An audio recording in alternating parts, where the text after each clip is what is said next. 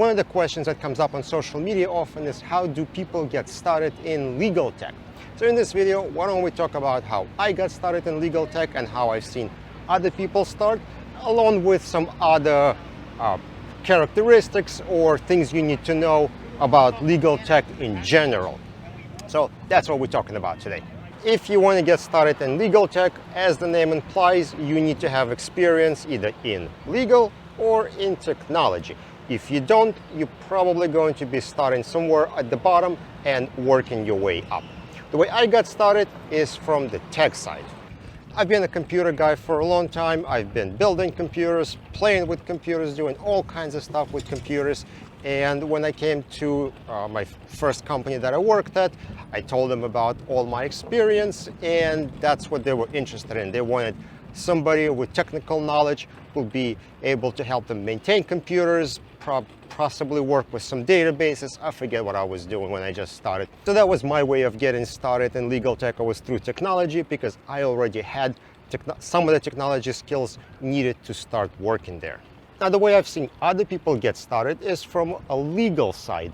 I used to work with a person who was an attorney. He could practice law all he wanted, but he just didn't. He passed bar exam, he had all the accreditations that are necessary, but he just hated it. He was a tech guy at heart, so he transitioned from law into technology. Well, he was actually doing both. But again, that's another way how you can get into it if you already are familiar with the law aspects of things and you want to expand them into technology. That's a great way to join what we do here.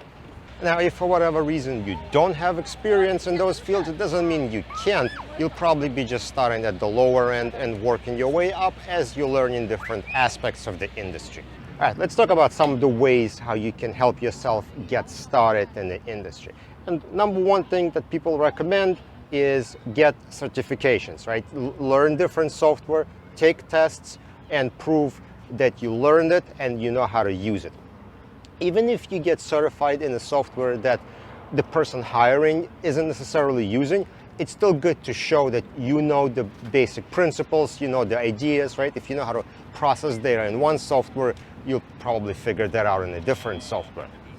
Of course, getting certifications doesn't guarantee you a job, but it'll bring up your resume to sort of top of the pile, and people will look at it that you're serious about it and that you learn things. Now, the next question that comes up is, where is the best place to get started to learn as much as possible?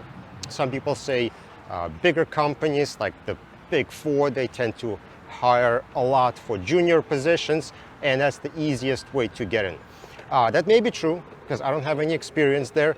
However, I noticed the smaller companies like mom and pop shops that, well, there aren't too many of them left now, but those are the best ones for advancement. In my experience, bigger companies have more restrictive work environment and more defined job roles. They have a job description. When you start working there, you have there's certain things that you're going to do, and if you want to do something else, no, that is not your job. You worry about this right here. This is what your job is. And you will be, in a way, restricted from exploring other options. The smaller companies, in my experience, are different. There, if a company is busy with work and everyone's trying to get things done, and you say like, hey, I can help with that too. Do you need my help? And they'll be like, oh yeah, go ahead, do it. If you're, for example, like in old days, you used to scan, and somebody who scans can say, oh, I can burn CDs too. People would be like, oh yeah, go ahead and do it. No one's going to be like, oh no, that's not your job. If you can do something, if you can help somewhere, yeah, you just go and do it, and you help out, and everyone's going to absolutely appreciate that. And because of that, you can move up super fast in those small companies. There is way more opportunity to learn if you're willing to work extra hours, put the effort in. You could move up and progress and earn more money and gain more experience. So if your goal is to learn and to move up, then I think smaller companies are actually better. Okay, how about some of the important skills to have? I think one of the most important skills in lit support is ability to get things done. a lot of people in different places, they're always talk, oh, we're so busy, we're working on this, we're working on that, we're busy, right? But do you actually accomplish something? In Lit Support, you have to complete things, you have to be done with things. There are deadlines, you have to work towards those deadlines, and there are going to be problems along the way, so you have to solve those problems and accomplish specific things according to specific deadlines. So getting things done. And of course, we have to address hours.